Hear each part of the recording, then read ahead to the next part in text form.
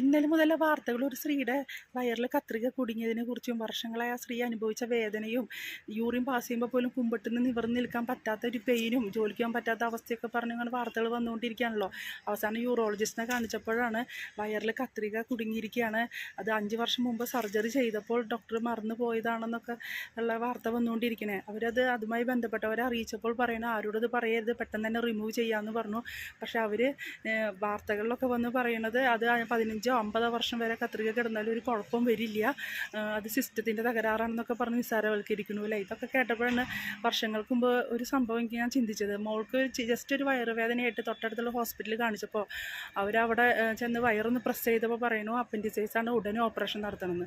അപ്പോൾ അത്രയും ഒരു പെയിൻ ഉണ്ടായിരുന്നില്ല. പിന്നെ എന്തിനു കുട്ടിയെ ഓപ്പറേഷൻ നടത്തണമെന്ന് വിചാരിച്ച് ഞങ്ങൾ ഉടനെ തിരിച്ച് അടുത്തുള്ള ഒരു പ്രൈവറ്റ് ഡോക്ടറെ കാണിച്ചപ്പോഴാണ് പറയണത് അപ്പൻഡിസൈസ് ആണെങ്കിൽ ഇത്രയും കൂളായിട്ടൊന്നും ഡോക്ടർ ഒരിക്കലും കുട്ടിയെ എടുത്തില്ല, അത് അങ്ങനെ ആ കുട്ടി അങ്ങനെ കൂളായിട്ട് ഇരിക്കില്ല, അപ്പൻഡിസൈസ് വന്നാൽ അത്രയും പെയിനായിരിക്കും, ഇത് ജസ്റ്റ് ഒരു ഇൻഫെക്ഷനാണ്, നമുക്കൊന്ന് ആൻറ്റിബയോട്ടിക് കൊടുത്ത് നോക്കാമെന്ന് പറഞ്ഞു. ഞാനതും കൊണ്ട് വീട്ടിലേക്ക് വന്ന് വീട്ടിലെ അമ്മയോടൊന്ന് ഇതിനെക്കുറിച്ച് സംസാരിച്ചപ്പോൾ അമ്മ പറഞ്ഞു മോശം കെട്ടി കിടന്നിട്ടുള്ള പെയിനായിരിക്കാം, ഒന്ന് അടുത്തുള്ള ഒരു ആയുർവേദ കടയിൽ നിന്നോ എന്തെങ്കിലും മരുന്ന് വാങ്ങി ഒന്ന് കൊടുത്തു നോക്കുമെന്ന്. അങ്ങനെ ഫ്രീ ആയിട്ട് മോശം പോയി കഴിഞ്ഞപ്പോൾ കുട്ടിയുടെ പ്രശ്നങ്ങളും പെയിനൊക്കെ മാറി.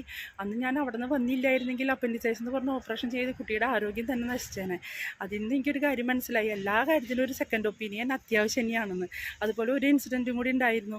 ഈ ഫസ്റ്റ് ഡെലിവറി സമയത്ത് കുട്ടിക്ക് അനക്കം കുറവാണ്, ഞാൻ ഡോക്ടർമാരോട് ഇങ്ങനെ പറഞ്ഞുകൊണ്ടിരിക്കുന്നുണ്ടായിരുന്നു. പക്ഷെ അവരതൊന്നും ശ്രദ്ധിച്ചില്ല, കുട്ടിക്ക് ഹെൽത്തിയാണ്, ഒരു പ്രശ്നമില്ല എന്ന് പറഞ്ഞു. അവസാനം എൻ്റെ വീട്ടിലേക്ക് വന്ന് 9th മന്തായപ്പോൾ അവിടുത്തെ ഡോക്ടറോട് ഇതിങ്ങനെ അനക്കം കുറവിൻ്റെ കാര്യം പറഞ്ഞപ്പോൾ അവർ ഫ്ലൂയിഡിന് കുറവ് കൊണ്ടാണ് അങ്ങനെ വന്നതെന്ന് പറഞ്ഞിട്ട് സ്കാൻ ചെയ്തപ്പോഴാണ് കുട്ടിക്ക് ഫ്ലൂയിഡ് വളരെ കുറഞ്ഞു, തിരിഞ്ഞു വരേണ്ട ടൈം കഴിഞ്ഞു, അതുകൊണ്ടാണ് അനക്കക്കുറവ് വന്നത്, ഉടനെ ഓപ്പറേഷൻ ചെയ്ത് കുട്ടിയെ എടുക്കണം, അല്ലെങ്കിൽ റിസ്ക്കാണ്, കുട്ടിക്ക് അപകടം വരെ സംഭവിക്കുമെന്ന് പറഞ്ഞിട്ട് 9th മന്ത് ആയതുകൊണ്ട് കുട്ടിയെ എടുത്ത് കുട്ടിക്ക് ഒരു കുഴപ്പമില്ലാണ്ട് ആരോഗ്യമുള്ള കുട്ടീനെ കിട്ടി.